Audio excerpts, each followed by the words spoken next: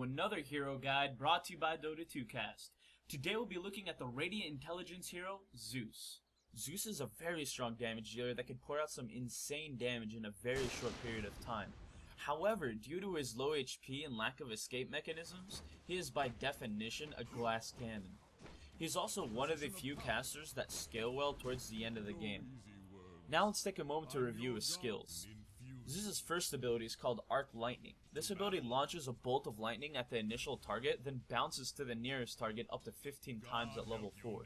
The ability's damage does not decrease with each bounce, and Arc Lightning is an invaluable tool early in the game as it will be used to gather quite a few creep kills for no effort whatsoever. Don't forget that this ability has a 700 unit range, so you want to make sure to use and abuse this fact. Zeus is known for his insanely horrible front swing and his mediocre range, making it a difficult hero to naturally last hit with without this ability. Despite this, you do not want to rely on Arc Lightning to last hit all your creeps. Practice with his natural swing and try to perfect it because it is absolutely essential if you want to do well with this hero when you get into games with better players. As a side note, you never want to level this ability over Lightning Bolt or Static Field, or even your ulti, as it would result in a substantial amount of lost damage. Zeus' second ability is called Lightning Bolt. This ability is what makes Zeus such a great burst damage hero. Not only does it give you 350 magic damage to melt your opponent's faces with, but also possesses a mini stun as well as the ability to give you and your team true sight in an area around the bolted target. Like Arc Lightning, this ability has a 700 unit range, so keeping your distance while dealing damage is always a good idea. Keep in mind that this skill has the ability to stop TPs and any channeling spell in the game, so stop every channeling spell you possibly can with this ability. Zeus' third ability is called Static Field. Static Field instantly removes chunks of your opponent's HP within a 1000 unit range around Zeus with every use of a spell. For this reason, it allows Zeus to scale as the game progresses and will begin to become your primary source of damage towards the end of the game during team battles. Zeus' final ability, Thunder God's Wrath, is a map-wide nuke that strikes every hero on the map, dealing damage, giving true sight for 3 seconds, revealing the surrounding area by 1000 units during the day and 750 units at night for 3 seconds, and last but not least, revealing invis targets. Note that it will only reveal the invis target, but it will not damage them in the process of doing so. So trying to kill an invis hero with this ability is a bad idea. Typically I see this ability used to get last hits on heroes and used late into team battles to obtain kills with. This is exactly what you want to avoid using this ulti for. There's no flat out perfect timing tip I can give you to use your ulti, but it's essential that you use this early in the team battle, preferably before your team kills anything. And I'll explain why a little bit later. Zeus' skill build is very straightforward. Pick up Arc Lightning at 1, Static Field at 2, 8, 9, and 10, Lightning Bolt at 3, 4, 5, and 7, his ulti at level 6, 11, and 16, followed by maxing out either Arc Lightning or putting points into stats if you feel it's necessary. With this in mind, let's hop into the laning phase. Zeus is typically played as a solo hero, but in rare occasions can also be made to dual lane. However, this guide will assume that you'll be soloing. At the start of the game, I would recommend picking up 3 or 4 branches, a set of tangos, and 2 or 3 clarity potions depending on how much you rely on Arc Lightning for last hitting. This item build enables you to pick up a quick bottle at the start of the game, and ideally whenever you cast Arc Lightning, you're gaining a last hit while simultaneously harassing your opponent. As I mentioned earlier, you'll want to last hit with this physical attack whenever possible, as any mana save could be used to harass with Lightning Bolt at level 5. Keep in mind that Arc Spam also pushes your lane, so relying on it too much can really affect your ability to gain last hits with his physical attack, which is also another reason to learn his attack animation.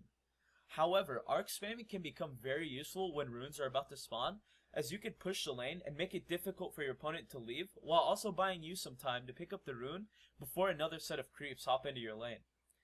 After picking up the bottle, you want to move in for boots, or if you're laning against a higher damage output hero, go for a null or bracers. At level 5, you'll want to begin constantly harassing your opponent with Lightning Bolt. I wouldn't recommend harassing with Bolt before level 5, as it's generally a waste of mana, as Arc Lightning damage is still viable for less mana. At level 6, map awareness becomes your friend. You'll want to use your ultimate if you see that a kill could be generated from doing so, and by this I don't mean you should be using your ulti when the enemy hero has 50 HP left. Keep in mind one crucial fact, this ulti gives vision. So if your team is chasing after a hero who hightailed it into the woods or is attempting to abuse fog, don't hesitate to use your ulti because this will give them vision and more than likely a free kill. Starting at level 7, ganking becomes one of your main concerns. You should quite literally be able to melt the faces off heroes in the side lanes. Look for any opportunity you have to gank as it will give your team a huge advantage.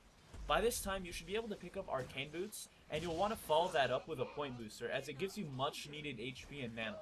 You'll also want to make a magic wand with the branches at some point, but that timing is entirely left up to you, but make sure to pick it up earlier in the game.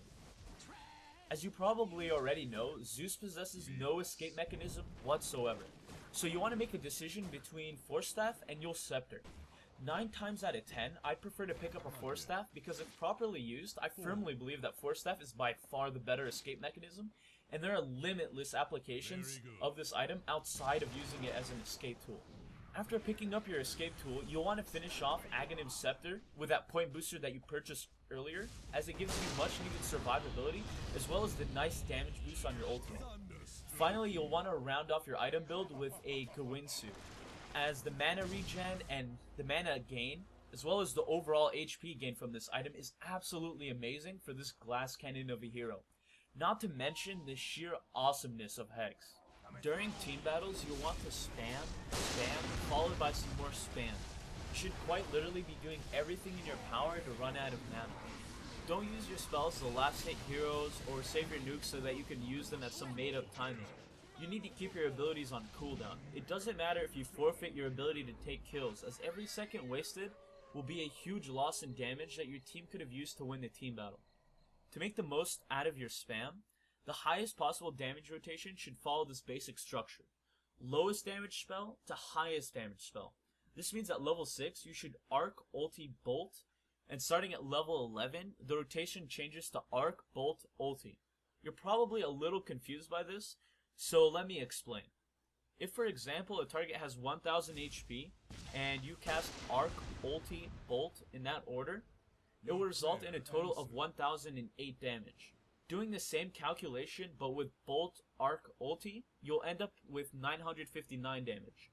You'll see a similar decrease with bolt, ulti, arc. You'll want to use this rotation whenever there is heavy CC or the team battle seems to be staying in place. Its applications aren't practical otherwise because of the long animation of arc lightning. In high mobility team battles, you'll want to bolt then arc, as you may lose sight of your opponent. Keep in mind that you need to use your ulti early into the team battles so that every drop of damage is used and not wasted in overkill. That, ladies and gentlemen, is Zeus in a nutshell. A few key tips to keep in mind whenever you play Zeus is that he has the ability to nuke from fog, which means that your target will have no clue where you are and will either have to search for you or start retreating. In either case, use this whenever possible and try to come up with a follow-up plan so that you can continue abusing fog while your opponent is still looking for you. Don't ever get into the mindset that your ulti is used to kill off opponents. If you're chasing a target and they attempt to abuse fog, instantly ulti and follow it up with an arc or lightning bolt for the kill. Always remember that bolt has a mini stun. Make sure you're canceling TPs or channeling abilities whenever possible. It's essential that you always watch your positioning, as so much as one misstep will more than likely get you killed. Last but not least, and perhaps the golden rule of Zeus, always keep your abilities on cooldown whenever you go for a kill in any situation. And as long as you follow those tips, you'll be in for a shocking surprise in your next Zeus game. With that being said, that wraps up this hero guide on Zeus. If you have a hero that you'd like to see a hero guide on, please leave a comment with your hero name. We hope that you enjoyed this hero guide, and don't forget to rate, comment, and subscribe. This has been Zeus, and I'll see you guys next time.